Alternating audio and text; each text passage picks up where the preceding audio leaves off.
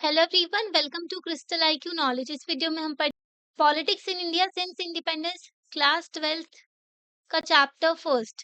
तो chapter first है ये। तो इस चैप्टर में ना हम देखेंगे, कई सारी चीजें जानने को मिलेंगी। पहले तो ये आप देखो, ये पिक्चर दी गई है ना। तो ये जो फोटो है, ये 1947 में जब भी हमारे देश आजाद हुआ था ना, आजादी के साथ साथ जो है पार्टीशन भी हुआ था देश का। हिंदूज एंड मुस्लिम जो कोलकाता में थे, तो उनने मार्क किया क्या कि एंड हो गया है कम्युनल वायलेंस। जो लड़ाई झगड़ा हो रहा था ना, दंगे फसाद हो रहे थे, एक दूसरे को मार रहे थे रिलीजन के बेसिस पे, है ना। तो उन्होंने फिर झंडे फहराए, इंडिया का भी, पाकिस्तान का भी। ठीक है, तो ये फ़ोटोग्राफ ली गई कि जो खुशी तो थी ही फ्रीडम की, उसके साथ-साथ जो ट्रेजेडी थी पाकिस्तान और इंडिया का जो पार्टीशन हो गया था, जो पाकिस्तान का क्रिएशन हुआ था, वो भी जो है फिर ख़त्म हुआ था वॉयलेंस वग़ैरह। तो कुछ साल जो थे शुरू में, जब इंडिपेंडेंट हुआ हमारा, जब इंडिया, जब भारत आज़ाद हुआ, तो बहुत सारे चैलेंजेस थे हमारे देश के सामने। ठीक है, पहला चैलेंज तो भई नेशनल यूनिटी को लेकर के चलना। हमारे देश में ना बहुत सारे राजा-महाराजा थे, ठीक है? तो प्रिंसली स्टेट्स एग्ज़िस्ट किया करते थे उनके, ठीक है? तो प्रिंसली स्टेट्स को भी जो वो इंडिया में, इंडियन यूनियन में मिलाना, और फिर उनको जो है प्रॉपर डेमोक्रेसी डेमोक्रेसी के थ्रू जो इलेक्शन वग़ैरह कंडक्ट करवाना, वो सारी चीज़ें भी करनी थी, है ना देश में। तो टेरिटोरियल इंटीग्रिटी बना कर के चलना देश की, ठीक है? सब पूरा देश को यूनाइट करके लेकर के चलना। तो ये काम किसने किया था? सरदार वल्लभ भाई पटेल जी थे ना। 31st अक्टूबर को जो है नेशनल यूनिटी डे भी मनाते हैं उनकी बर्थ एनिवर्सरी पे। तो उन्हीं को बिस्मार्क ऑफ इंडिया कहते हैं, और उन्हीं ने जो है सारे जो प्रिंसली स्टेट वगैरह थे, उनको सबको मन मिलाया, ठीक है, इंडिया में, है ना? थे तो वो इंडिया में ही, पर उनको प्रॉपर जो है पेंशन दी गई थी, जो प्रिंसली स्टेट्स के राजा-महाराजा थे, ताकि वो जो है हमारे देश में है इंडियन यूनियन में एकदम, जो उनसे एक डॉक्यूमेंट साइन करवाया था, इंस्ट्रूमेंट ऑफ असेशन। ठीक है? तो ये सारी चीज़ें थी। तो पॉलिटिक्स जो है इंडिया में, उसकी स्टोरी देखेंगे हम इंडिपेंडेंस के बाद से, है ना? तो 3 चैलेंजेस थे जो नेशन बिल्डिंग में, तो उसको भी नेगोशिएट करेंगे। फर्स्ट जो डिकेड देखें 1947 के बाद से जो 10 साल थे ना, उन सारी चीज़ों के बारे में जानेंगे। पहली चीज़ तो थी वही फ्रीडम के साथ-साथ पार्टीशन भी हुआ था, है ना? देश आज़ाद तो हुआ था, पर उसके साथ-साथ जो है बँटवारा भी हो गया था। पाकिस्तान निकला था। पाकिस्तान जो है सिर्फ़, जो बांग्लादेश है ना, तो उसको पहले ईस्ट पाकिस्तान बोलते थे, और वो जो पाकिस्तान जो अभी है करंटली, तो उसको वेस्ट पाकिस्तान कहते थे, और बीच में हमारा देश था, है ना? तो ईस्ट पाकिस्तान बाद में 1971 में बांग्लादेश बन गया, पहले तो ये भी पाकिस्तान ही था, ठीक है? तो बहुत ज़्यादा वॉयलेंस हुआ था, कोलकाता साइड भी डिवीज़न हो रहा था, और इस तरफ भी पंजाब साइड भी, दोनों तरफ से पाकिस्तान निकल रहा था। ओके, तो बहुत सारे लोगों का डिस्प्लेसमेंट हुआ था, ठीक है? वॉयलेंस हो रहा था, लोग एक-दूसरे को मार रहे थे, है ना? इंडिया से लोग पाकिस्तान में जा रहे थे, पाकिस्तान से लोग इंडिया में आ रहे थे। तो ये चैलेंज भी था कि सेक्युलर रहेगा क्या इंडिया? तो ये भी सामने आ रहा था, क्योंकि पाकिस्तान तो जो है रिलीजन के बेसिस पे देश बन गया। ओके, तो ऐसा ना हो कि हिंदुइज़्म भी बस चले, ठीक है, इंडिया में, तो लोगों को ये भी लग रहा था, है ना? तो पाकिस्तान से बहुत सारे लोग आ रहे थे, तो इंडिया से भी जा रहे थे। तो इंटीग्रेशन ऑफ प्रिंसली स्टेट्स, जो हमने आपको बताया ना, प्रिंसली स्टेट जो राजा महाराजा का रूल हुआ करता था, तो उन सबको भी इंडियन यूनियन में लाना है ना, प्रॉपर जो है उनसे डॉक्यूमेंट वगैरह साइन करवा के, ताकि फ्यूचर में कोई प्रॉब्लम क्रिएट ना हो, है ना। इंटरनल बाउंड्रीज जो है देश की, वो भी चैलेंज आ रहा था, क्योंकि ठीक है, अब आपने सब कुछ कर दिया, पर अलग अलग स्टेट्स की डिमांड उठ रही थी कि हमारी बाउंड्री यहाँ तक होनी चाहिए, लिंग्विस्टिक बेसिस पे स्टेट्स क्रिएट करो। कुछ कह रहे थे कि लैंग्वेज के बेसिस पे क्रिएट करो, कुछ कह रहे थे कि नहीं, लैंग्वेज के बेसिस पे मत करो। मेनली डिमांड उठ रही थी कि लैंग्वेज के बेसिस पे करो। हमारे जो लीडर्स थे, उनको थोड़ा कंसर्न था कि ऑलरेडी रिलीजन के बेसिस पे जो डिवीजन हो गया है देश का, आगे चल के और प्रॉब्लम ना क्रिएट हो। बाद में जब प्रोटेस्ट वगैरह किए गए, तो लोग जो है फिर उनकी बात मानी गई, और जो लैंग्वेज के बेसिस पे थोड़ा बहुत स्टेट्स क्रिएट किए गए थे। ओके, जैसे महाराष्ट्र में मराठी बोली जाती है ना, और तमिलनाडु हो गया, अलग-अलग स्टेट्स जो है उनका फिर डिवीजन किया गया। बाउंड्रीज क्रिएट की गई उनकी। आगे के 2 चैप्टर्स में हम और देखेंगे जो चैलेंजेस फेस किए हमारी देश ने अर्ली फेज में, क्योंकि जब अंग्रेज देश को छोड़ के गए थे, तो उस टाइम पर हमारे देश में एक तो पार्टीशन हुआ, तो लोग वैसे ही डिस्प्लेस्ड थे, है ना। सोशल जो प्रॉब्लम भी थी सोसाइटी में बहुत सारी, एक तो इलिटरेसी थी, है ना, बहुत सारी ऐसी प्रैक्टिसेस थी देश में जो कि सही नहीं थी, जो कि इनइक्वालिटीज क्रिएट करती थी, भेदभाव करती थी। सारे रिलीजन के लोगों को साथ में लेकर के चलना, एक तो गरीबी भी बहुत ज़्यादा थी, लोगों की जो और पॉवर्टी भी थी। गरीबी थी और जो है लोगों के पास में प्रॉपर खाना वगैरह भी नहीं था क्योंकि अंग्रेज़ तो पूरा लूट के गए थे। तो चैलेंजेस थे न्यू नेशन जो नेशन स्टेट के। तो नेशन बिल्डिंग में कैसे चैलेंजेस आए हमारे सामने, तो जो हमारा नया जो स्टेट बना था, तो रात में आधी रात में 14-15 अगस्त को 1947 में इंडिया आज़ाद हुआ। हमारा भारत देश आज़ाद हुआ, Jawaharlal Nehru first prime minister of India बने फ्री इंडिया के, ठीक है? उन्होंने एक स्पेशल सेशन लिया कॉन्स्टिट्यूएंट असेंबली में उस रात को और फिर उन्होंने अपनी स्पीच भी दी थी, famous speech trust with destiny, है ना? तो उसके बाद में जो है तो इंडिया ने बहुत ज़्यादा इसके लिए वेट किया था भारत के लोगों ने कि हमें आज़ादी मिलेगी, फिर मिली, है ना? आपने हिस्ट्री की टेक्स्ट बुक में भी पढ़ा होगा, बहुत सारे लोग जो थे नेशनल मूवमेंट का पार्ट थे, है ना? लोकल पीपल से लेकर के जो है बड़े-बड़े लीडर्स तक, तो सभी लोग जो है आज़ादी चाहते थे और 200 साल के रूल के बाद में जो है आज़ादी मिली थी। पर जो है 2 गोल थे जो सभी लोग चाहते थे, जिस पे सभी लोगों ने एग्री किया था कि इंडिपेंडेंस के बाद, आज़ादी के बाद जो है हमारा देश जो है एक डेमोक्रेटिक गवर्नमेंट लेकर के चलेगा, है ना? हमारे लीडर्स इतने मैच्योर थे कि वो आगे देश को लेकर के चल सके। वरना अगर आस-पड़ोस के देश देखें तो वहाँ पर तो भई मिलिट्री रूल आ गया था कुछ सालों में ही, ठीक है? तो हमारे यहाँ इतना शानदार कॉन्स्टिट्यूशन बनाया और फिर डेमोक्रेसी भी लेकर के चली और जो है ऐसी कोई प्रॉब्लम नहीं क्रिएट हुई फिर हमारे देश में, है ना? तो डेमोक्रेसी पे सभी लोगों ने एग्री किया था कि हमारे देश में एक तो आज़ादी के बाद डेमोक्रेसी होनी चाहिए और गवर्नमेंट जो है वो अच्छे के लिए, लोगों के लिए काम करना चाहिए, वेलफेयर के लिए काम करे गवर्नमेंट, है ना? लोगों की भलाई के लिए। अंग्रेज़ क्या करते थे अपने सेल्फिश मोटिव अपने फ़ायदे के लिए काम करते थे, ठीक है? सभी लोगों को मारते-पीटते थे, है ना? तो कोई अधिकार नहीं था जनता का। पर ऐसा दोबारा ना हो इसलिए संविधान में जो है कॉन्स्टिट्यूशन ने जो है लिमिटेशन लगाते हैं गवर्नमेंट के ऊपर कि गवर्नमेंट जो है लिमिट में रह कर के काम करे। अगर गवर्नमेंट अपनी लिमिट से बाहर जाके काम करती है तो जुडिशरी आ जाती है कि भई संविधान के अकॉर्डिंगली काम करो, है ना? तो ये था कि लोग गरीब लोग हैं उनके भले के लिए काम करना, सोशली डिसएडवांटेजेस ग्रुप जो हैं तो उनके लिए काम करना है ना? देश में। और जब हमारा देश आज़ाद हो ही गया था, तो हमें अपने प्रॉमिस जो फ्रीडम के टाइम पर किए थे, तो उसको जो है क्या करना है रियलाइज़ करना था। जो ये प्रॉमिस किए थे ना कि हमारा देश जो है डेमोक्रेटिक रहेगा, लोगों की भलाई के लिए काम करेगा, ये सब। पर इतना ईज़ी नहीं था, बोलने में तो सब कुछ ईज़ी लगता है। इंडिया जो है एक नया-नया जो है देश बना था, ठीक है? देश तो पहले से था, पर आज़ादी मिली थी ना और सिचुएशन बहुत सारी डिफ़िकल्ट सिचुएशन थी। जो उस टाइम पर क्योंकि ना देश में कई सारी प्रॉब्लम्स थी, ठीक है? कोई भी देश जो है ऐसी सिचुएशन में नहीं जन्म होता है ऐसी सिचुएशन में जैसा हमारा हुआ था 1947 में। हर देश में ऐसी प्रॉब्लम्स नहीं होती। हमारे देश में ना बहुत सारी प्रॉब्लम्स थी, ठीक है? जैसे कि फ्रीडम के साथ-साथ पार्टीशन भी आया था, ठीक है? पार्टीशन तो हुआ उसके साथ-साथ इतना ज़्यादा वॉयलेंस हुआ, ठीक है? बहुत सारे लोगों की जान गई और ट्रॉमा भी था डिस्प्लेसमेंट का। तो वो बहुत सारे लोग डिस्प्लेस्ड हो गए थे, माइग्रेशन हुआ था, उनका घर-बार सारी चीज़ें आप सोच रहे हो अगर पूरा घर वग़ैरह आपको कहीं जाना पड़ जाए सब कुछ उठा कर के, तो क्या करोगे कहीं और जा कर के, है ना? तो दिल्ली में तो बहुत ज़्यादा डिस्प्लेसमेंट हुआ था उस टाइम पर।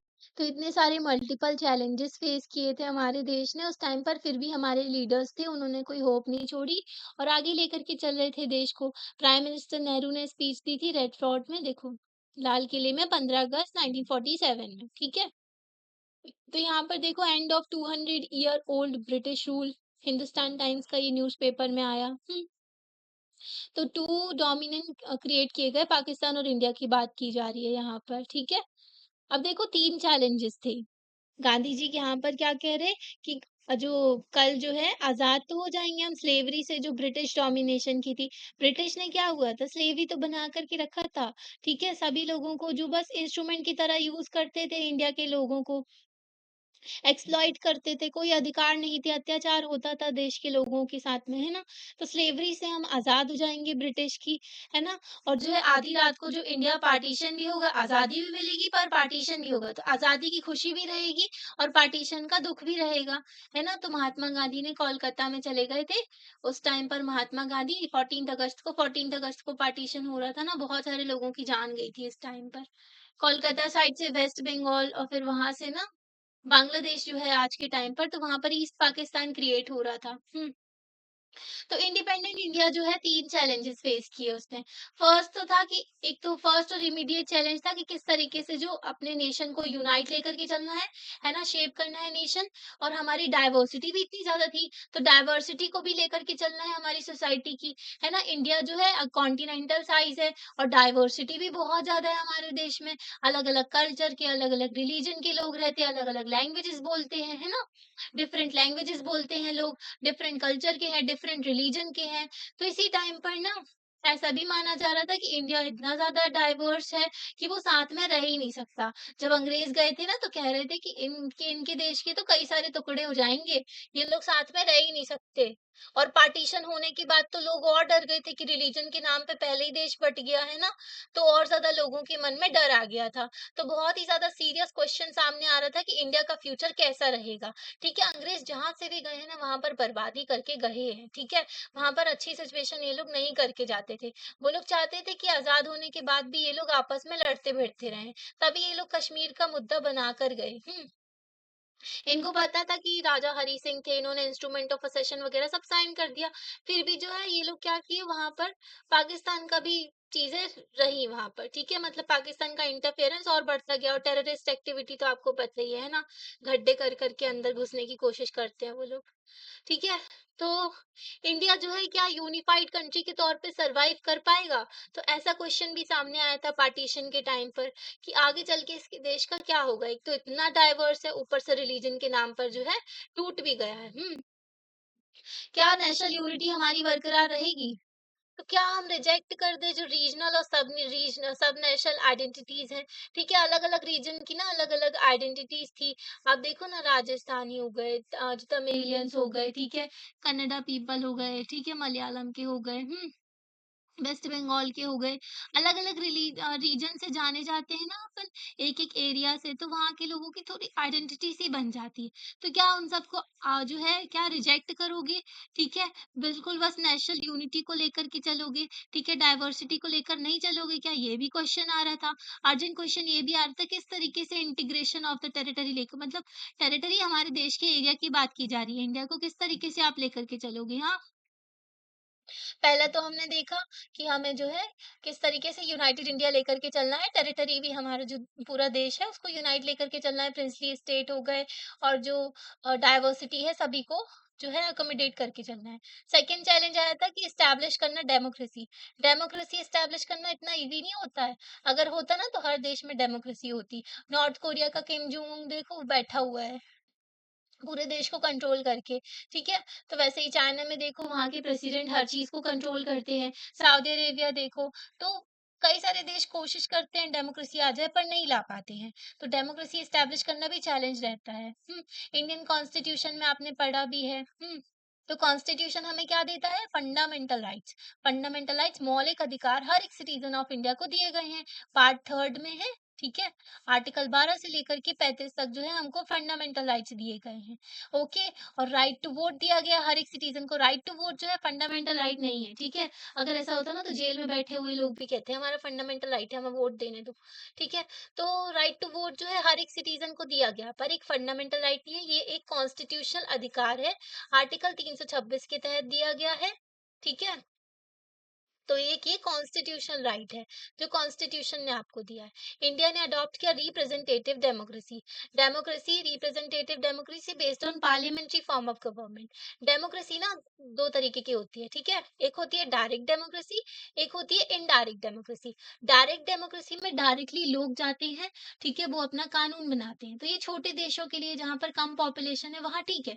जैसे स्विट्जरलैंड हो गया, वहाँ पर कम पॉपुलेशन है, वो लोग सब साथ में आकर के कानून बना सकते हैं। पर हमारे देश जैसा देश जहाँ पर इतने सारे लोग रहते हैं, ठीक है? तो ऐसा तो नहीं हो सकता ना सारे के सारे 140 करोड़ लोग जाकर के बैठे और फिर कानून बनाएँ। तो पॉसिबल ही नहीं होता। जहाँ पर पॉपुलेशन जहाँ ज़्यादा होती है ना, वहाँ पर 2 तरीके की होती है। एक रिप्रेजेंटेटिव डेमोक्रेसी होती है, तो उसमें जो है पार्लियामेंट्री फॉर्म ऑफ डेमोक्रेसी होती है और प्रेसिडेंशियल फॉर्म ऑफ डेमोक्रेसी होती है। रिप्रेजेंटेटिव कैसे होगा कि रिप्रेजेंट कर रहे हैं, हमारे जो नेता लोग होते हैं ना, वो हम रिप्रेजेंट करते हैं पार्लियामेंट में। ठीक है, तो प्रेसिडेंशियल फॉर्म में president he head of the state होता है और हेड ऑफ द गवर्नमेंट होता है, सुप्रीम लीडर होता है। जैसे कि यूएस में प्रेसिडेंशियल फॉर्म ऑफ गवर्नमेंट है, हमारे देश में पार्लियामेंट्री फॉर्म ऑफ गवर्नमेंट है। ठीक है, पार्लियामेंट में जो है पार्लियामेंट के हिसाब से चलता है और पीएम होते हैं। ठीक है, पीएम काउंसिल ऑफ मिनिस्टर के साथ में सारे डिसीजन वगैरह लेते हैं। ठीक है, प्रेसिडेंट जो होते हैं नॉमिनल हेड बस होते हैं, रियल हेड जो होते हैं प्रेसिडेंट होते, जो प्राइम मिनिस्टर होते हैं, सॉरी, प्राइम मिनिस्टर जो होते हैं वो रियल हेड होते हैं और प्रेसिडेंट नॉमिनल हेड होते हैं। ठीक है, हमारे देश में सारा कामकाज प्रेसिडेंट करते हैं पार्लियामेंट्री फॉर्म ऑफ गवर्नमेंट में। सारा कामकाज जो प्राइम मिनिस्टर करते हैं पार्लियामेंट्री फॉर्म ऑफ गवर्नमेंट में। ठीक है, तो फीचर्स पॉलिटिकल कंपटीशन भी था डेमोक्रेटिक फ्रेमवर्क में, एक तो पॉलिटिकल कंपटीशन भी होता है। तो ये जो फीचर लिए थे ना, रिप्रेजेंटेटिव डेमोक्रेसी, जहां पर इलेक्शन वगैरह होगा, प्रॉपर पार्लियामेंट होगी, पार्लियामेंट में एमपी होंगे, ठीक है, प्राइम मिनिस्टर होंगे, काउंसिल ऑफ मिनिस्टर होंगे, तो प्रॉपर पॉलिटिकल कंपटीशन होगा, इलेक्शन वगैरह होंगे। ओके, डेमोक्रेटिक कॉन्स्टिट्यूशन जरूरी होता है पर सफिशिएंट नहीं होता कि स्टैब्लिश कर दे डेमोक्रेसी में। जरूरी नहीं जिस देश के पास में एक अच्छा संविधान है वहां पर डेमोक्रेसी रहे, क्योंकि संविधान जो है अच्छा बुरा नहीं होता, संविधान को इम्प्लीमेंट करने वालों के ऊपर डिपेंड करता है वो किस तरीके से लेकर के चले। अगर देश के लोग ही, जो देश को लीडर्स वगैरह वही करप्ट निकल जाए तो क्या ही डेमोक्रेसी रहेगी, है ना। पाकिस्तान के हाल देख लो, बांग्लादेश के देख लो। तो चैलेंज आता है कि डेवलप किस तरीके से करना था democratic practice in accordance with the constitution. तो एक तो लीडरशिप का रोल आया, किस तरीके से आप जो है डेमोक्रेसी, ठीक है आपने स्टैब्लिश कर दी डेमोक्रेसी, पर हो सकता है कोई ऐसा अथॉरिटेरियन लीडर आ जाए वो सब कुछ कंट्रोल करने की कोशिश करे। हिटलर जो है डेमोक्रेसी के थ्रू जो है चुन के आया था, ठीक है, जर्मनी में। फिर उसने क्या किया, सब कुछ अपने हाथ में ले लिया, कब्ज़ा कर लिया। तो ये भी नहीं होना चाहिए, है ना? तो डेमोक्रेटिक कॉन्स्टिट्यूशन ज़रूरी तो होता है पर सफिशिएंट नहीं होता, है ना? तो डेमोक्रेटिक प्रैक्टिस भी लेकर के चलना है कॉन्स्टिट्यूशन के साथ-साथ। थर्ड चैलेंज आया कि इंश्योर करना है development and well being of entire society, ठीक है, नॉट ओनली सम सेक्शन। तो हमें पूरे देश के सभी लोगों का भला करना है, सभी समाज में जितने भी लोग हैं। ठीक है, ऐसा ना हो कि कुछ अमीर लोग जो है वही बस बेनिफिट हो और ज़्यादा, है ना? सिर्फ़ तो हर एक जो पिछड़ा सेक्शन है उसको भी लेकर के चलना है और गलत प्रैक्टिसेज़ जो है हमारी सोसाइटी में उसको ख़त्म करना है। तो हियर अगेन कॉन्स्टिट्यूशन जो है हमें क्या बताता है, प्रिंसिपल ऑफ इक्वालिटी, ठीक है? And special protection to socially disadvantages group. तो जो सोसाइटी में जिनके साथ में अन्याय हुआ है, जिनके साथ में गलत हुआ है, विमेन हो गई, उनके जो है बहुत ज़्यादा प्रॉब्लम फेस करनी पड़ती है सोसाइटी में, है ना? शेड्यूल ट्राइब के जो लोग हैं, जो ट्राइबल पीपल होते हैं ना, तो वो भी बहुत ज़्यादा पिछड़े रह जाते हैं, उनका डेवलपमेंट नहीं होता है, ओके? जो दलित हो गए, उनका नहीं हो पाता है, ठीक है? समाज में उनके साथ में गलत ट्रीटमेंट होता है। तो ऐसे सोशली डिसएडवांटेज ग्रुप हो गए, उनको भी लेकर के चलना है, जो डिसेबल पीपल हो गए, तो उनको भी लेकर के चलना है ना? और प्रिंसिपल ऑफ इक्वालिटी पे भी ध्यान देना है। रिलीजियस एंड कल्चरल कम्युनिटीज़ जो है, उनको भी लेकर के चलना है। हुँ। क्योंकि माइनॉरिटीज़ भी हमारे देश में, उनको भी लेकर के चलना है, तो सबको लेकर के चलना है, सीधी बात ये है। तो डेवलपमेंट हर एक का करना है। तो कॉन्स्टिट्यूशन जो है ना डीपीएसपी रखते हैं। जैसे फंडामेंटल राइट हमें अधिकार देता है ना, तो हमारे अधिकार जो है लिमिट लगाते हैं गवर्नमेंट की पावर पर, ठीक है?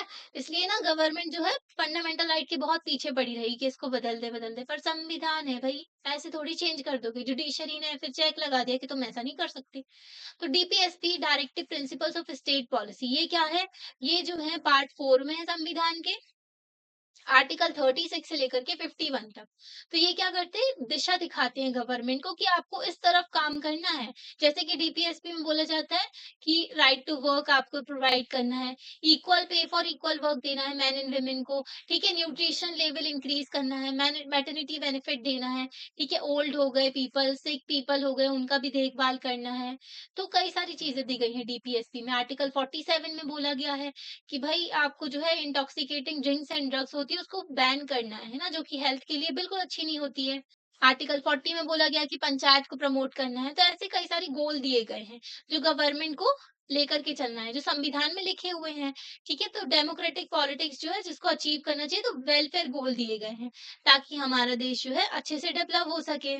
तो रियल चैलेंज आता है कि किस तरीके से आप इकोनॉमिक डेवलपमेंट की पॉलिसीज़ बनाओगे, है ना? देश में किस तरीके से डेवलपमेंट लेकर के चलोगे और कैसे पॉवर्टी को खत्म करोगे, जो गरीबी है देश में। ओके, तो किस तरीके से इंडिपेंडेंट इंडिया जो है इस चैलेंजेस को रिस्पॉन्ड करेगा। ठीक है, 3 चैलेंजेस आ गए, हमने पढ़ लिए। तो क्या इंडिया जो है इनको अचीव कर पाएगा ऑब्जेक्टिव्स को जो संविधान ने दिए हैं? ठीक है, पूरी जो बुक है इसमें आपको समझोगे, इन क्वेश्चन के बारे में जानोगे और इसके बारे में समझ पाओगे। तो बुक जो है आपको स्टोरी ऑफ पॉलिटिक्स के बारे में बताएगी, जो इंडिया के जो सिंस इंडिपेंडेंस, इंडिया के जो इंडिपेंडेंस के बाद में, जब आज़ादी के बाद में जो भी चीज़ें रही हमारे देश में, है ना? तो आप इन क्वेश्चन के आंसर भी डेवलप कर पाओ। तो पहले 3 चैप्टर्स में हम ये चैलेंजेस के बारे में देखेंगे, है ना? जो हमने इंडिपेंडेंस के बाद में फेस किए, ओके? तो पहले 3 चैप्टर में, तो इस चैप्टर में जो हम फोकस करेंगे फर्स्ट चैलेंज के ऊपर। जो हमने फर्स्ट चैलेंज देखा ना, किस तरीके से जो एक नेशन को लेकर के चलना है, नेशन बिल्डिंग, है ना? अपने देश को, तो सेंटर यही रहेगा। हुँ, तो इंडिपेंडेंस के बाद में हमें यूनाइटेड इंडिया को लेकर के चलना है, ओके? तो इंडिपेंडेंस के बाद में यही सारी चीज़ें हम जानेंगे। तो इसके थ्रू हम समझ पाएँगे कि अ, इश्यू जो है ना नेशनल यूनिटी का और सिक्योरिटी का कितना ज़्यादा प्राइमरी चैलेंज था, है ना? एक तो सिक्योरिटी भी लेकर के चलना है और नेशनल यूनिटी भी, इंडिपेंडेंस के टाइम पर। ओके, तो इंडिया जो है चूज़ किया कि अपने आप को जो है नेशन लेकर के चलना है, यूनाइटेड शेयर्ड हिस्ट्री है हमारी, कॉमन डेस्टिनी है ना? ज़बरदस्ती कुछ भी नहीं करना था, पर हमारे देश को हमें यूनाइट लेकर के चलना है। यूनिटी जो है रिफ्लेक्ट करेगी क्या एस्पायरेशंस, जो लोगों की, जनता की जो एस्पायरेशंस है उसको भी। ओके, डिफरेंट रीजन है जो हमारे देश में, एक तो इतनी ज़्यादा डाइवर्सिटी है। और जो डिस्पैरिटीज़ जो हमारे देश में एग्ज़िस्ट करती है ना, जो एक रीजन बहुत ज़्यादा डेवलप्ड है, एक रीजन डेवलप नहीं है, ओके? इनइक्वालिटीज़ है, तो उन सारी चीज़ों को भी ख़त्म करना है, okay? Different sections of people, सभी लोगों को साथ में लेकर के चलना है। तो नेक्स्ट नेक्स्ट 2 चैप्टर्स जो है उसमें हम चैलेंज देखेंगे, किस तरीके से हम जो डेमोक्रेसी में भी चैलेंजेज़ आए, जहाँ हमने डेमोक्रेसी एस्टैब्लिश की। और फिर इकोनॉमिक डेवलपमेंट का चैलेंज है ना, इक्वालिटी भी लेकर के चलना है और जस्टिस भी लेकर के चलना है। ओके, तो यहाँ पर देखो 1950 में 26 जनवरी को, तो 26 जनवरी को रिपब्लिक डे मनाते हैं हम। तो इस दिन जो है हमारा देश में पूरी तरीके से संविधान जो है इम्प्लीमेंट हो गया था। तो ये स्टैम्प इनॉग्रेट किए गए थे। ठीक है, ये 3 स्टैम्प है। 1950 में फर्स्ट रिपब्लिक डे जब हमने अपने देश में मनाया था ना, जिस दिन हमारा पूरा संविधान इम्प्लीमेंट हो गया था। 26 नवंबर को हम कॉन्स्टिट्यूशन डे मनाते हैं। 26 नवंबर 1949 में हमारे देश में थोड़ा संविधान इम्प्लीमेंट किया था, पूरा नहीं, क्योंकि 26 जनवरी की डेट इम्पोर्टेंट थी। इस दिन जो है 1930 में पूर्ण स्वराज हमने डिक्लेयर किया था कि हमारे देश को आज़ादी मिलनी चाहिए। इसलिए 26 जनवरी को जो है हमने रिपब्लिक डे मनाना शुरू किया। बाकी संविधान तो कंप्लीट 26 नवंबर को हो गया था। तो ये इमेजेस दी गई हैं, ठीक है, स्टैम्प में। अगर आपसे पूछा जाए कि स्टैम्प वगैरह डिज़ाइन करने को, तो आप कौन-सी इमेज चूज़ करते हैं? 1950 में अगर आपको स्टैम्प डिज़ाइन करनी, यहाँ पर देखो चरखा दिया हुआ, यहाँ पर अनाज की बात की जा रही है ना? ओके, तो यहाँ पर देखो ये पिक्चर दी गई है कि एब्सोल्यूट ट्रांसफर ऑफ पावर कर दी गई थी। तो न्यूज़पेपर की कटिंग्स हैं, ओके? तो ये है मोहम्मद अली जिन्ना, जिन्होंने कांड कर दिया था, ठीक है? मतलब भड़काया था लोगों को बहुत ज़्यादा और देश का जो पार्टीशन करवा दिया था। तो इनकी बातें कोई ज़रूरी भी नहीं है ज़्यादा। तो इंडिया फ्री हो गया, तो ये भी एक न्यूज़पेपर की कटिंग दी हुई है, ठीक है? अब देखो जवाहरलाल नेहरू जी क्या कह रहे हैं यहाँ पर। तो यहाँ पर नेहरू जी कह रहे हैं कि मुस्लिम माइनॉरिटीज़ जो है इतनी ज़्यादा है, मतलब हमारे देश, मतलब कि नंबर में अगर देखें तो माइनॉरिटी में है ये, पर ज़्यादा है कि अगर वो चाहें भी तो हमारा जो देश से कहीं जा नहीं सकते, ठीक है? जैसे नहीं माइग्रेशन हो रहा था, तो ऐसा नहीं कर सकते वो, ओके? इतने ज़्यादा हैं, ठीक है? तो बेसिक फैक्ट ये है कि बेसिक ही फैक्ट है, इसमें कोई भी जो है आर्गुमेंट नहीं कर सकते हम। जो पाकिस्तान में क्या हो रहा था, पाकिस्तान में रिलीजन के बेसिस पे लोगों को देख रहे थे, बाकी जो माइनॉरिटी थी, जो नॉन मुस्लिम्स थे, उनके साथ में बहुत ज़्यादा अत्याचार हो रहा था पाकिस्तान में। पर ऐसी चीज़ें हमारे देश में हम नहीं कर सकते, ठीक है? जो भी वो अपमान सह रहे थे वहाँ पर, जो भी उनके साथ में अत्याचार हो रहा था, तो इन सारी चीज़ों को हमें डील करना है। मतलब कि हमारे देश में ऐसी कोई भी सिचुएशन नहीं होनी चाहिए और माइनॉरिटीज़ से सिविलाइज़्ड तरीके से डील करना, मतलब कि उनको वैसे भी हमारे संविधान में भी प्रॉपर जो अधिकार दिए गए माइनॉरिटीज़ को, ओके? तो सिक्योरिटी लेकर के चलना है और राइट्स जो है सिटीज़न्स की डेमोक्रेटिक स्टेट में, है ना? सभी लोगों को, माइनॉरिटीज़ को भी, हमारे देश में देखो माइनॉरिटीज़ कितने अच्छे से फ्लरिश कर रही हैं, पर पाकिस्तान, बांग्लादेश में देखो तो वहाँ पर माइनॉरिटीज़ के ऊपर अत्याचार होता है, ओके? तो वहाँ पर रिलीजन के बेसिस पे है ना, जो जो देश रिलीजन के बेसिस पे होता है, वहाँ पर कोई भी सर्वाइव नहीं कर कर पाता दूसरे रिलीजन वाला, ठीक है? अगर जो है आप जो है ऐसा नहीं कर सकते हैं, नहीं कर पाते हैं माइनॉरिटीज़ वगैरह को प्रोटेक्शन करना, उनको राइट्स देना, अगर ऐसा नहीं कर पाते हैं तो भई ये तो बहुत ही पॉइज़न क्रिएट हो जाएगा, जो हमारी पॉलिटिक्स है और हर चीज़ को डिस्ट्रॉय भी कर देगा। तो जब भी अशांति फैलती है ना, अगर अन्याय होता है, इनइक्वालिटीज़ होती है, तो भई एरिस्टोटल कहता था कि रेवोल्यूशन आता है, ठीक है? इनइक्वालिटीज़ होती हैं, तो ये सब तो नहीं होना चाहिए, भेदभाव नहीं होना चाहिए सभी लोगों को। और माइनॉरिटीज़ की बात करें तो हमारे देश में कितने प्रकार की माइनॉरिटीज़ हैं, ओके? तो 6 प्रकार की हैं, पर माइनॉरिटी शब्द को डिफाइन नहीं किया गया संविधान में। तो माइनॉरिटीज़ जो है हमारे देश में मुस्लिम हैं, ठीक है? क्रिश्चियन हैं, सिख हैं, बुद्धिस्ट हो गए, पारसीज़ हो गए और जैन हैं, ओके? ठीक है? तो ये माइनॉरिटीज़ है हमारे देश में। Partition, displacement and rehabilitation. तो 14-15 अगस्त को जब पार्टीशन हुआ, ठीक है? तो 2 नेशन स्टेट बने, इंडिया और पाकिस्तान। तो रिज़ल्ट था पार्टीशन का कि डिवीज़न जो ब्रिटिश इंडिया ने किया था, इंडिया एंड पाकिस्तान को डिवाइड किया था। ओके? तो किस तरीके से जो डिमार्केट की गई बाउंड्री वगैरह, है ना? तो आपने हिस्ट्री की टेक्स्ट बुक में भी ये सारी चीज़ें जानी होंगी। टू नेशन थ्योरी जो एडवांस्ड हुई थी, मुस्लिम लीग ने इसको लेकर के चला था, मुस्लिम लीग के हेड जो मोहम्मद अली जिन्नाह, ठीक है? तो टू नेशन थ्योरी को ये लेकर के चले थे। तो इनकी टू नेशन थ्योरी के अकॉर्डिंगली जो मुस्लिम लीग ने बहुत ज़्यादा बढ़ाई थी, उसके अकॉर्डिंगली इंडिया में 2 लोग रहते हैं, 2 तरीके के जो कम्युनिटी मान लो, हिंदू और मुस्लिम, ठीक है? बाकी सबको तो इनने कंसीडर ही नहीं किया, ओके? तो ये क्या भड़काना चाहते थे ना, देश को अलग करना चाहते थे लोगों को। है ना? तो इनने डिमांड किया था पाकिस्तान का सेपरेट कंट्री चाहते थे ये मुस्लिम्स के लिए। तो इनने पहले ही रिलीजन के बेसिस पे देश की डिमांड कर दी थी। ओके, तो कांग्रेस ने इसको अपोज़ किया था इस थ्योरी को कि भई ऐसा नहीं हो सकता, ठीक है? टू नेशन थ्योरी के साथ नाटा जो नाम पे आप जो है डिवीज़न क्रिएट करने की बात कर रहे हो, डिमांड कर रहे हो पाकिस्तान को, तो इसको कांग्रेस उस टाइम पर इंडियन नेशनल कांग्रेस जो थी, एक नेशनल जो नेशनल समझो ऑर्गनाइज़ेशन थी जो कि हमारे देश में अ, फ्रीडम स्ट्रगल को लीड कर रही थी। ओके, इसमें सारे के सारे जो भी फ्रीडम के लिए फाइट कर रहे थे लीडर्स, तो वो इससे जुड़े हुए थे। तो सेवरल पॉलिटिकल डेवलपमेंट्स हुए 1940s में। ओके, पॉलिटिकल कंपटीशन भी रहा कांग्रेस के बीच में और मुस्लिम लीग के बीच में, ठीक है? मुस्लिम लीग डिमांड कर रही थी पाकिस्तान की, कांग्रेस इस डिमांड को अपोज कर रहे थे। ब्रिटिश का रोल था कि जिसकी वजह से क्रिएट हो गया पाकिस्तान। ब्रिटिशर्स ने रायता फैला दिया था फिर पूरा। तो प्रोसेस ऑफ पार्टीशन किस तरीके से रहा? तो ये डिसाइड किया गया कि जो अभी तक इंडिया भारत देश जो जाना जा रहा था, तब उसको 2 कंट्री में डिवाइड कर दिया जाएगा, इंडिया में और पाकिस्तान में। ये डिवीज़न ना सिर्फ़ दर्दनाक था, बहुत ही ज़्यादा पेनफुल था, उसके साथ-साथ बहुत डिफ़िकल्ट था लोग इसको डिसाइड करना और इम्प्लीमेंट करना। किस तरीके से आप डिवाइड करोगे, है ना? पूरे देश में रहते हैं मुस्लिम जो सभी लोग हैं ना, मिल-जुल कर रहते थे, तो आप किस तरीके से आप डिवाइड करोगे?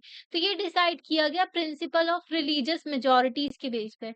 इन्होंने रिलीजियस मेजॉरिटी का प्रिंसिपल फॉलो किया, मतलब जहाँ पर ज़्यादा नंबर पे मुस्लिम रह रहे हैं ना, जिस एरिया में ज़्यादा नंबर में मुस्लिम है, उसको आप डिवाइड करो और उसको पाकिस्तान बना दो। तो यहाँ पर पाकिस्तान जो सिंध वगैरह प्रोविंस उस साइड जो है तो वहाँ पर पाकिस्तान में मुस्लिम ज़्यादा रहते थे, ओके? वो उस एरिया में तो वो जो है पाकिस्तान क्रिएट किया गया। यहाँ वेस्ट बंगाल के बाजू में यहाँ पर जो है बांग्लादेश जो है, वहाँ पर मुस्लिम रहते थे, तो वहाँ पर पाकिस्तान क्रिएट किया गया। बाकी सब इंडिया के साथ रहेंगे, तो ये बात की गई। तो ये आइडिया सिंपल लग रहा था, पर ऐसा सिंपल था नहीं। ओके, इसमें बहुत ज़्यादा डिफ़िकल्टी भी थी। पहली बात तो थी कि कोई भी single belt of Muslim majority area नहीं था ब्रिटिश इंडिया में। कि ऐसा थोड़ी ना होता है कि पूरे देश में एक जगह बस रह रहे हैं सारे के सारे, देश है भाई, कहीं भी रहता है कोई भी, है ना? तो ज़रूरी थोड़ी एक ही रिलीजन के लोग एक ही जगह पे रहते हैं। तो 2 एरियाज़ कंसंट्रेशन के निकल के आए कि एक एरिया वेस्ट में और एक ईस्ट में, ठीक है? तो 2 तरफ निकल के आए थे, ईस्ट में और वेस्ट में कि यहाँ पर ज़्यादा मुस्लिम्स रहते हैं और ऐसा कोई तरीका भी नहीं था कि इन दोनों पार्ट्स को जॉइन कर दिया जाए। तो ये डिसाइड किया गया कि नई कंट्री बनेगी, पाकिस्तान विल गो कंप्राइज़ 2 टेरिटरीज़, तो इसमें 2 टेरिटरीज़ होंगी, वेस्ट एंड ईस्ट पाकिस्तान। तो ऐसा डिसाइड किया गया, सेपरेट किया, एक लॉन्ग जो एक्सपेंशन ऑफ इंडियन टेरिटरी से सेपरेट हो जाएँगे। इस साइड जो है ईस्ट पाकिस्तान हो गया, उस तरफ जो है वेस्ट पाकिस्तान हो गया, बीच में इंडिया था। तो बहुत ही प्रॉब्लम थी उस टाइम पर तो। सेकेंडली सारे के सारे जो मुस्लिम मेजॉरिटी थे तो सारी मुस्लिम मेजॉरिटी पॉपुलेशन पाकिस्तान के साथ में नहीं जाना चाहते थे, ठीक है? बहुत सारे लोग थे जो नहीं जाना चाहते थे भई, ठीक है? देश में ही रहना चाहते थे वो शांति से। तो खान अब्दुल गफ्फार खान जो थे अनडिस्प्यूटेड लीडर थे, इन जो नॉर्थ वेस्ट फ्रंटियर प्रोविंस के, इनको फ्रंटियर गांधी भी कहते थे। तो इन्होंने क्या किया, अपोज़ किया था टू नेशन थ्योरी को, जो डिवीज़न कर रहे थे ना इंडिया और पाकिस्तान का।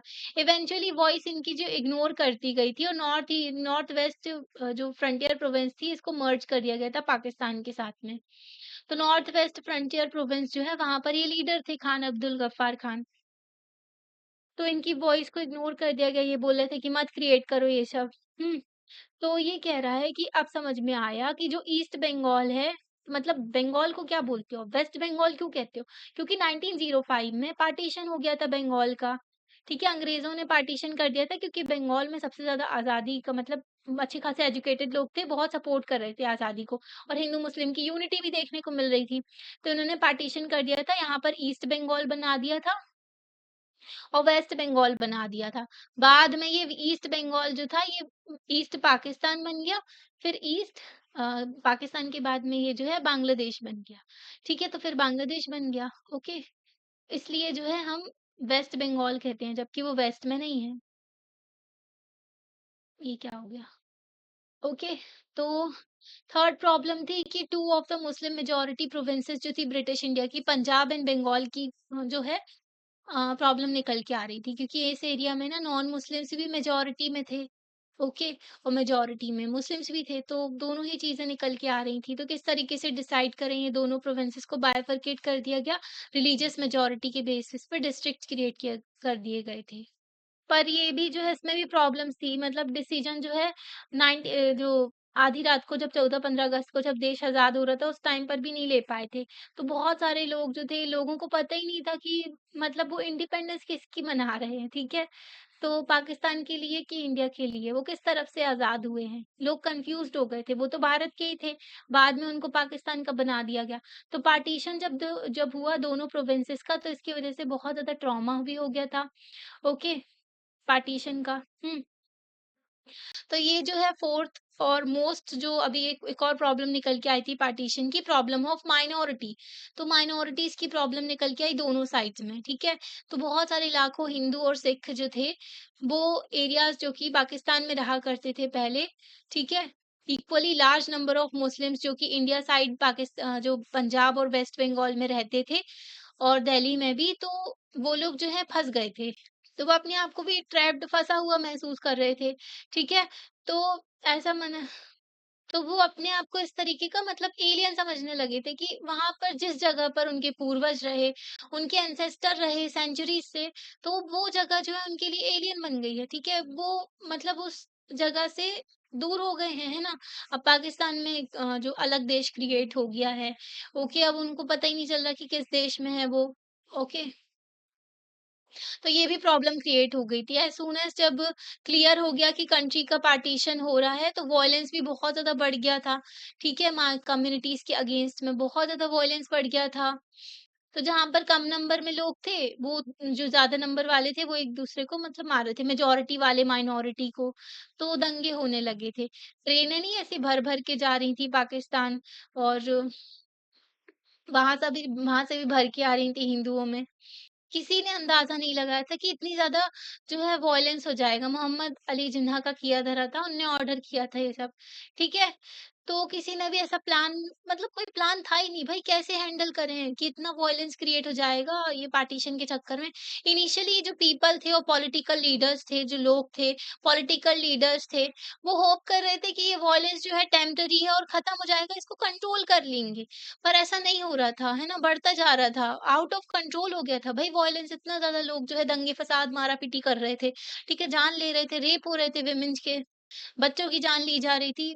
बहुत ही ज़्यादा बहुत ही ज़्यादा प्रॉब्लम क्रिएट हो गई थी। तो जो कम्युनिटीज़ थी दोनों साइड्स में बॉर्डर में, उनको फ़ोर्स किया जा रहा था अपने घर छोड़ के जाओ, ठीक है? ऐसी भी चीज़ें देखने को मिल रही।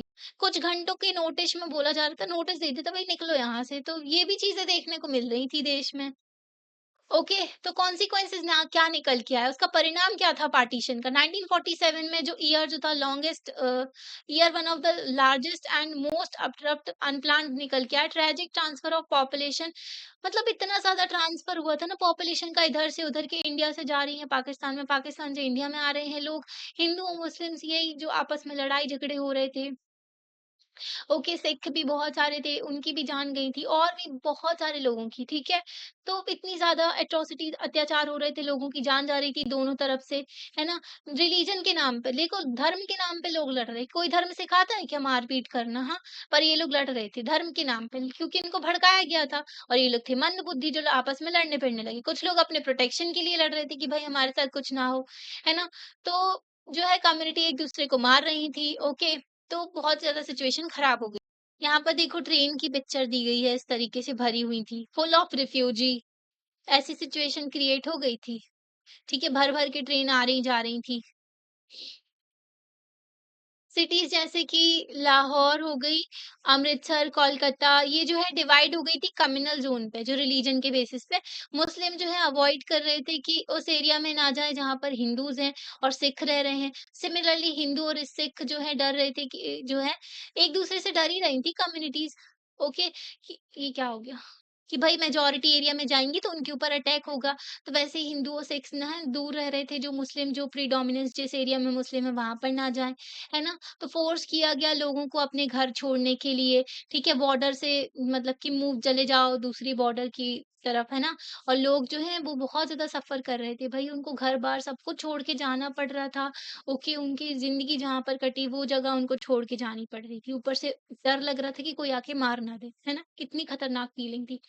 माइनॉरिटीज़ जो थी, जो कम नंबर में लोग होते, दोनों साइड में अगर देखें तो वो अपने घर से भाग रहे थे। ओके, उनको शेल्टर जो है रिफ्यूजी कैंप में रहना पड़ रहा था, टेम्परेरी शेल्टर कैंप बना दिए गए थे कि वहाँ पर थोड़े टाइम के लिए रह लें। जब दंगे-फ़साद हो रहे थे उस टाइम पर जो है महात्मा गांधी, जब आज़ादी का टाइम चल रहा था ना 15 अगस्त को, उस टाइम पर महात्मा गांधी जो है कोलकाता में थे। वहाँ पर लोगों की मरहम पट्टी और इस सब में लगे हुए थे, लोगों को जो है समझाने में कि लड़ाई झगड़ा ना करो। ओके? तो लोकल एडमिनिस्ट्रेशन और पुलिस जो हो गई वो भी जो है हेल्प नहीं कर पा रहे। जिस देश को वो अपना मान रहे थे उसी देश में जो है वहाँ की पुलिस, लोकल जो एडमिनिस्ट्रेशन था वो भी हेल्प नहीं मिल रही थी उनसे। वो ट्रैवल कर रहे थे एक साइड से दूसरी साइड और न्यू बॉर्डर में एंटर कर रहे थे।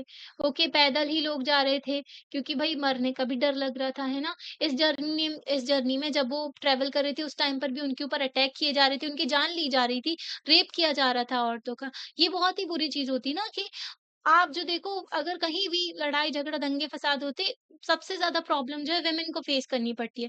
क्रुएलिटी जो होती है वुमेन के साथ में होती है, उनके साथ में रेप करने लगते हैं, ठीक है? जैसे मणिपुर में भी अभी वॉयलेंस हुआ तो उनके साथ क्या हुआ, वहां पर जो है न्यूड वॉक, वो सारी चीजें जमाने भर की चीजें, हर जगह यही सब होता है। तो पता नहीं क्या भरा हुआ है लोगों के दिमाग में, ऐसा ही क्यों करते हैं? थाउज़ेंड्स ऑफ वुमेन जो थी उनको अबडक्ट कर दिया गया, उनको किडनैप भी किया गया, ठीक है? उनको कन्वर्ट करा लिया गया, रिलीजन भी बदलावा है कि भई मतलब रिलीजन भी बदल दिया गया उनका, ठीक है? कन्वर्जन करा दिया गया उनको, फ़ोर्स किया गया शादी के लिए। तो एक तो उनको किडनैप कर लिया, ठीक है? उठा लिया, ओके, उनकी जो रिलीजन बदलवा दिए गए। गदर मूवी में था ना, तो इन मैनी केसेस वुमेन जो है अपनी जान खुद ही ले लेती थी, ठीक है? और उनके फैमिली मेंबर्स ही बेसिकली फैमिली मेंबर ही उनकी जान ले लेते थे ताकि अपनी फैमिली का ऑनर बचा सके, ठीक है? वरना क्या हो रहा था, विमेन के साथ में रेप हो रहे थे, है ना? उनके साथ में अत्याचार हो रहा था, फोर्सफुली मैरिज करवाई जा रही थी, शादी करवा रहे थे, ठीक है? किडनैप कर रहे थे, मारा जा रहा था। कई सारे बच्चे जो थे वो सेपरेट हो गए थे, अपने पेरेंट्स से भी बिछड़ गए थे लोग, ठीक है? जिन्होंने मैनेज किया और क्रॉस कर ली बॉर्डर, ठीक है? तो उनके पास में अब कोई घर ही नहीं था, अपना घर-बार छोड़ के आ गए थे। लाखों लोग जो थे रिफ्यूजी बन गए थे कंट्री में, जिस देश में आज़ाद हुए।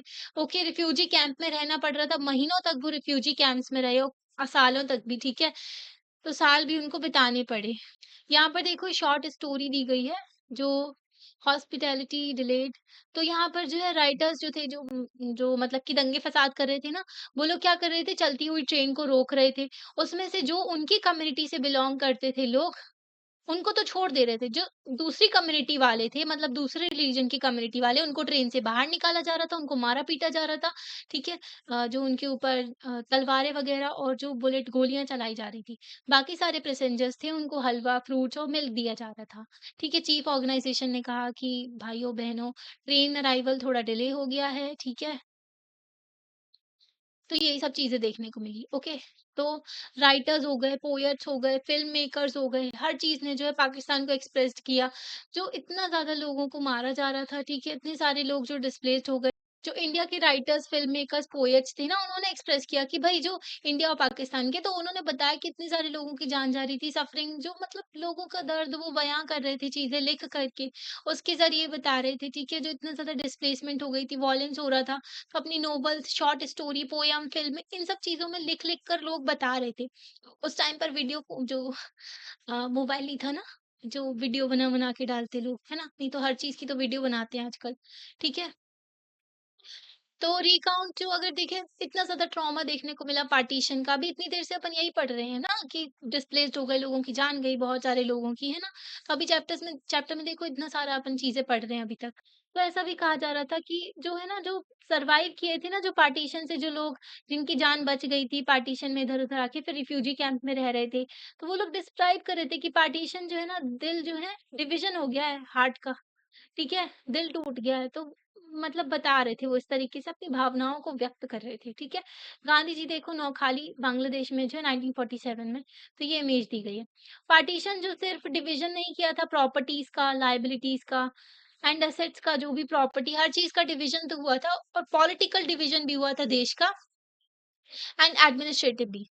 तो हर चीज़ का डिवीज़न किया गया था, फाइनेंशियल एसेट जो पैसे वग़ैरह थे ना उसका भी, और जैसे कि टेबल हो गई, चेयर हो गए, टाइपराइटर्स, पेपर क्लिप, बुक्स, तो musical instrument, police band, employee जो थे गवर्नमेंट के एंड रेलवे के, हर चीज़ को डिवाइड किया गया था देश का जब बँटवारा हुआ था। जैसे नहीं 2 भाई अलग होते तो हर एक चीज़ का बँटवारा करते हैं।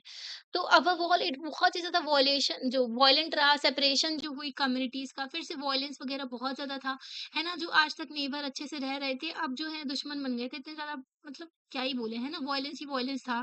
जो पड़ोसियों की तरह रहे, अब जो है आपस में लड़-भिड़ गए थे। तो एस्टीमेट था कि पार्टीशन ने फ़ोर्स किया था 80 लाख से ज़्यादा लोग जो थे माइग्रेट कर गए थे, नई बॉर्डर में उन चले गए थे। बिटवीन 5 से लेकर के 10 लाख लोग जो हैं उनकी जान चली गई थी पार्टीशन में। देख रहे हो 5 से लेकर के 10 लाख, हैं? वॉयलेंस की वजह से। सिर्फ रिलीजन के नाम पर लोग आपस में लड़ गए थे, ठीक है? बियॉन्ड एडमिनिस्ट्रेशन कंसर्न तो था ही, फाइनेंशियल स्ट्रेन भी था, ठीक है? पैसे की भी थोड़ी तंगी देखने को मिल रही थी। हाउएवर पार्टीशन जो है पो जो अनदर एक और डीपर इश्यू निकल के आया। लीडर्स जो थे इंडियन नेशनल स्ट्रगल किया, जो इंडियन नेशनल स्ट्रगल में, तो वो बिलीव ही नहीं कर पा रहे थे कि टू नेशन थ्योरी जो हो गई है। मतलब वो लोग जो है पहले ही अपोज कर रहे थे टू नेशन थ्योरी को, ऊपर से पार्टीशन हो भी गया, रिलीजियस बेसिस पे जो है देश बन भी गया, ठीक है? तो क्या जो पाकिस्तान तो मुस्लिम नेशन बन गया, क्या इससे इंडिया हिंदू नेशन बन जाएगा? तो ये भी सवाल आ रहा था। Even after large scale migration होने के बाद भी मुस्लिम जो है जो मुस्लिम चले गए थे पाकिस्तान में, जो फिर भी हमारे देश में जो है मुस्लिम की पॉपुलेशन थी, ठीक है? 10 से 12% टोटल पॉपुलेशन का 1951 में मुस्लिम्स थे, ठीक है? तब मतलब माइग्रेशन होने के बाद भी। तो क्या जो है गवर्नमेंट ऑफ इंडिया मुस्लिम्स को सिटीज़न के तौर पे ट्रीट करेगी और दूसरे रिलीजियस माइनॉरिटीज़ को? ठीक है? तो ये भी सवाल आ रहा था। हुँ। कि गवर्नमेंट किस तरीके से लेकर के चलोगी रिलीजियस माइनॉरिटीज़ को, Sikh, Christian, Jain, Buddhist, Parsis, Jews जो हैं उनको, ठीक है? तो पार्टीशन जो है ऑलरेडी उन्होंने एक सीवियर कॉन्फ्लिक्ट क्रिएट कर दिया था 2 कम्युनिटीज़ के बीच में जो कॉन्फ्लिक्ट क्रिएट हो गया था, है ना? तो कंपीटिंग पॉलिटिकल इंटरेस्ट निकल के आ रहे थे।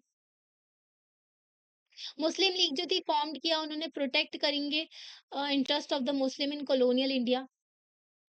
मतलब कि इंडियन नेशनल कांग्रेस सबको लेकर के चली थी, पर मुस्लिम लीग कहती थी कि हम जो है मुस्लिम्स का इंटरेस्ट प्रोटेक्ट करेंगे। जब हमारे देश में ब्रिटिशर्स का रूल था ना, तो इन्होंने बोला था कि ये जो है सिर्फ सेपरेट मुस्लिम नेशन की डिमांड भी करेंगे।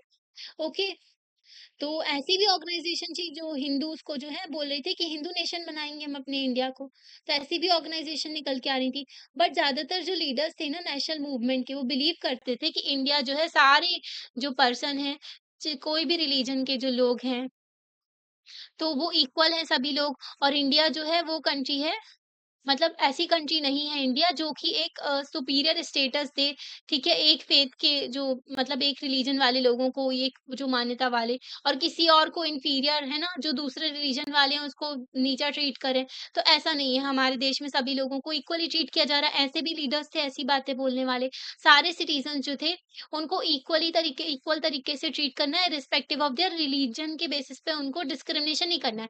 इसलिए इसलिए हमारे संविधान में आर्टिकल 15 में प्रोहिबिशन ऑफ डिस्क्रिमिनेशन दिया गया है on the basis of religion, race, caste, sex, place of birth, है ना?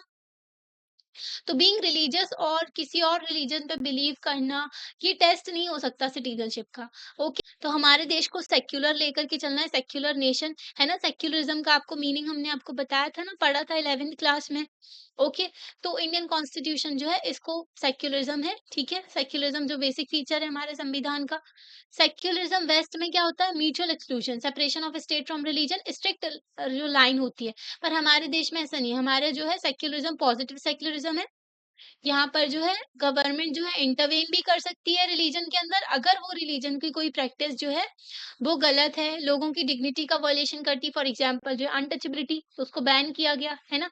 वुमेन के साथ में जो अनइक्वल ट्रीटमेंट हो रहा था, उसको खत्म करने की कोशिश की गई, है ना?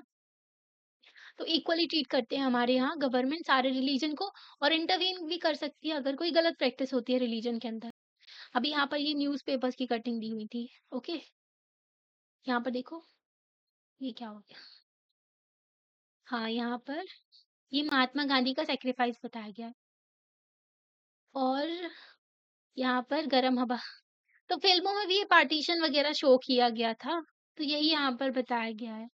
ओके, फ़िल्म इंडस्ट्री के भी कई सारे लोग जो थे पार्टीशन में इधर-उधर फिर हुए थे, तो महात्मा गांधी का पढ़ते हैं हम। 15th अगस्त 1947 में महात्मा गांधी जो है पार्टिसिपेट नहीं किए थे किसी भी independence day celebration. Mahatma Gandhi नहीं चाहते थे कि पार्टीशन हो, ठीक है? ऊपर से इतना ज़्यादा वॉयलेंस हो गया। महात्मा गांधी जो थे उस टाइम पर कोलकाता में थे, ठीक है? जो इतना ज़्यादा अत्याचार हुआ था लोगों के ऊपर, जो इतनी क्रूअल चीज़ें हुई थी हिंदू और मुस्लिम के बीच में, तो उस एरिया में महात्मा गांधी थे, ठीक है? वो बहुत ज़्यादा उदास थे, जो भी कम्युनल वॉयलेंस हुआ था ना हमारे देश में, और जो दिल टूट गया था उनका भी, ठीक है? जो अहिंसा का प्रिंसिपल फ़ॉलो करते थे महात्मा गांधी। महात्मा गांधी किस प्रिंसिपल पे फ़ॉलो करते थे? अहिंसा, नॉन वॉयलेंस पे, वॉयलेंस नहीं पसंद करते थे वो। सत्याग्रह की बात करते थे, ठीक है? नॉन वॉयलेंट रेजिस्टेंस, है ना? पीसफुल प्रोटेस्ट की बात करते थे। इसी के लिए उन्होंने अपना जीवन निकाल दिया, है ना? और फिर भी वो जो है लोगों को साथ में नहीं लेकर के चल पाए ट्रबल टाइम्स में, जिस टाइम पर लोगों को सबको साथ में रहना चाहिए, उस टाइम पर दंगे-फ़साद हो गए देश में। तो गांधी जी जो थे कोशिश कर रहे थे हिंदू और मुस्लिम जो है वॉयलेंस वगैरह छोड़ दें, तो इसकी कोशिश कर रहे थे कोलकाता में, शांति बनाने की कोशिश कर रहे थे। उनकी प्रेज़ेंस जो थी कोलकाता में उसकी उनकी प्रेज़ेंस की वज़ह से सिचुएशन इम्प्रूव हो गई थी कोलकाता में। तो गांधी जी की प्रेज़ेंस की वज़ह से वहाँ पर क्या हुआ, वहाँ पर वॉयलेंस वग़ैरह उनने इतना तो नहीं छोड़ रहे थे लोग, पर हाँ सिचुएशन इम्प्रूव हो गई थी और लोग जो है कम्युनल हार्मनी लेकर के चल रहे थे, सारे रिलीजन वाले साथ में जॉय मतलब डांस वग़ैरह कर रहे थे स्ट्रीट में, और शांति से उन्होंने फिर इंडिपेंडेंस डे का सेलिब्रेट भी किया। गांधी जी जो थे प्रेयर कर रहे थे, गांधी जी's प्रेयर मीटिंग, तो उसको बहुत ज़्यादा लोगों ने अट्रैक्ट किया, क्राउड वगैरह लोगों ने सुना, है ना? कि गांधी जी की जो प्रेयर थी ना, तो उससे अट्रैक्ट होके आ गए थे लोग। बट ये जो है शॉर्ट लिव रही, फिर से लोग लड़ने-भिड़ने लगे थे, ठीक है? हिंदू और मुस्लिम फिर से जो है वॉयलेंस में निकल के आ गए थे। तो गांधी जी जो थे, फास्ट रख लिया था उन्होंने ताकि वो शांति लेकर के आएँ, मतलब ये उपवास पे बैठ गए थे। अगले महीने गांधी जी जो थे दिल्ली चले गए थे, ठीक है? मतलब मूव कर गए, वो दिल्ली चले गए, जब बहुत ज़्यादा वॉयलेंस बढ़ गया था। वो बहुत ज़्यादा परेशान थे क्योंकि वो जो मुस्लिम्स को अलाउ वो करना चाहते थे कि हमारे देश में रहें सभी लोग शांति से, डिग्निटी के साथ में इक्वल सिटीज़न के तौर पे रहें मुस्लिम भी, ये भी गांधी जी चाहते थे, ठीक है? तो वो चिंता में थे कि जो रिलेशन थे इंडिया और पाकिस्तान के, आगे चल के आपको पता ही है रिलेशन कैसे रहे, है ना? टेररिज़्म फैलाता रहा पाकिस्तान, ओके? तो शांति से ना खुद जीता है, ना दूसरों को जीने देता है, ठीक है? और चाइना की गोद में बैठा रहता है कटोरा लेके। तो ही वाज़ अनहैप्पी, बहुत ज़्यादा वो दुखी थे, ठीक है? क्योंकि उन्होंने देखा कि इंडियन गवर्नमेंट का डिसीज़न था कि फाइनेंशियल कमिटमेंट जो की थी ना, वो पाकिस्तान को मतलब रोक दिया था। फाइनेंशियल कमिटमेंट रोक दी गई थी, उनसे बोला गया था कि भई वॉयलेंस वगैरह खत्म करो, फिर दे देंगे तुमको पैसे। पर इसने क्या किया, जो पाकिस्तान और ज़्यादा वॉयलेंस फैला रहा था, इसलिए उनके पैसे रोक दिए थे। तो गांधी जी अनहैप्पी हो गए थे कि फाइनेंशियल कमिटमेंट जो आपने की थी पैसे देने की पाकिस्तान को, वो पूरी करो। इस वजह से लोग जो है थोड़ा खड़े भी रहते हैं गांधी जी से, ठीक है? तो ये तो फास्ट पे बैठ गए थे, ठीक है? जो इन्होंने उपवास पे बैठ गए थे ये, ओके। तो जनवरी 1948 में लास्ट फास्ट था इनका। As in Kolkata his fast had dramatic effect in Delhi. तो कोलकाता में वो जो है फास्ट पे बैठे थे, उसका इफेक्ट दिल्ली तक पहुंच रहा था। ठीक है। कम्युनल टेंशन एंड वायलेंस जब कम हो गया तो मुस्लिम जो थे दिल्ली के एंड सराउंडिंग एरियाज के, वो जो है अपने घर में लौट पाए शांति से, जब थोड़ा टेंशन कम हो गई। गवर्नमेंट ऑफ इंडिया एग्री हो गया कि पाकिस्तान को दे देंगे पैसे वैसे। तो गांधी जी फास्ट पे बैठ गए थे ताकि पाकिस्तान को पैसे मिल जाएँ, तो फिर बाद में उनको दे दिए गए थे। क्योंकि वो लोग वॉयलेंस फैला रहे थे ना, थोड़ी देर के लिए रोक दिया था उनका पैसे वगैरह, तो देने पड़ रहे थे। आज़ादी मतलब अलग हुआ था ना देश, तो थोड़ा बहुत तो सपोर्ट करना पड़ता। तो गांधी जी के जो एक्शन थे, लोगों को पसंद नहीं आए थे। हमने आपको बताया ना कि लोग जो है उनको पसंद नहीं आया था, क्योंकि ये जो है मतलब इतना ज़्यादा वॉयलेंस होने के बाद भी पाकिस्तान वॉयलेंस बढ़ा रहा है और आप जो है फास्ट पे बैठ गए, ठीक है? उसको पैसे मिल जाए इसलिए, तो लोगों को पसंद नहीं आया था। एक्सट्रीमिस्ट जो थे दोनों कम्युनिटीज़ के ब्लेम कर रहे थे गांधी जी को, उनकी कंडीशन के लिए। इसके बावजूद जो है लोगों से मिल रहे थे गांधी जी, ठीक है? प्रेयर मीटिंग्स में। फाइनली 30 जनवरी 1948 में एक एक्सट्रीमिस्ट थे नाथूराम विनायक गोडसे, तो ये गांधी जी के पास में गए और फिर जो है इनको जो है 3 गोलियाँ मार दी थी और इनकी जान चली गई थी फिर। तो इनका जो स्ट्रगल था खत्म हो गया, जो लाइफ का जो सच्चाई के लिए लड़ते थे, नॉन वायलेंस के लिए, न्याय के लिए और टॉलरेंस के लिए। ओके, तो इतना समझ गए आप? फिर यहाँ पर देखो ये न्यूज़पेपर में कटिंग आई थी। गांधी जी की डेथ हो गई थी ना, तो न्यूज़पेपर की कटिंग बता रही, गांधी जी का असैसिनेशन। जब एक इम्पोर्टेंट लीडर की जान जाती है ना, तो असैसिनेशन बोलते हैं उसको, ठीक है? तो यहाँ पर क्राउड थी कोलकाता में, ओके। तो यहाँ पर एक स्टोरी दी गई है, ठीक है? श्वेता जो थी, उन्होंने नोटिस किया कि उनकी नाना जी जो हैं, वो जो एकदम शांत हो जाती थी जब भी कोई पाकिस्तान की बात करता था। तो उसने डिसाइड किया कि वो उनसे पूछेगी कि भई ऐसा क्यों होता है? आप शांत क्यों हो जाते हैं जो पाकिस्तान की बात करते हैं? तो उनकी नाना ने बताया कि वो किस तरीके से लाहौर से लुधियाना आए थे पार्टीशन के टाइम पर, ठीक है? तो दोनों साइड में ना both his parents were killed, तो उनके माता-पिता की जान चली गई थी पार्टीशन में। ठीक है? इवन वो जो है वो भी नहीं बच पाते अगर जो है नेबरिंग जो मुस्लिम मतलब पड़ोस में जो एक मुस्लिम फैमिली थी, उन्होंने उनको शेल्टर दिया, उनको हेल्प किया, छुपाया, ठीक है? कई दिनों तक, ताकि जो है मतलब उनको छुपाया ताकि वो अपने रिलेटिव वगैरह फाइंड कर लें, ठीक है? और फिर उनको मैनेज करके किसी तरीके से बॉर्डर क्रॉस करवाया ताकि वो भारत में आ सकें, ठीक है? और स्टार्ट कर सकें अपनी न्यू लाइफ। तो बहुत सारे एग्ज़ाम्पल थे जिसमें हिंदू फैमिलीज़ ने मुस्लिम्स की हेल्प की, मुस्लिम फैमिलीज़ ने हिंदू की हेल्प की।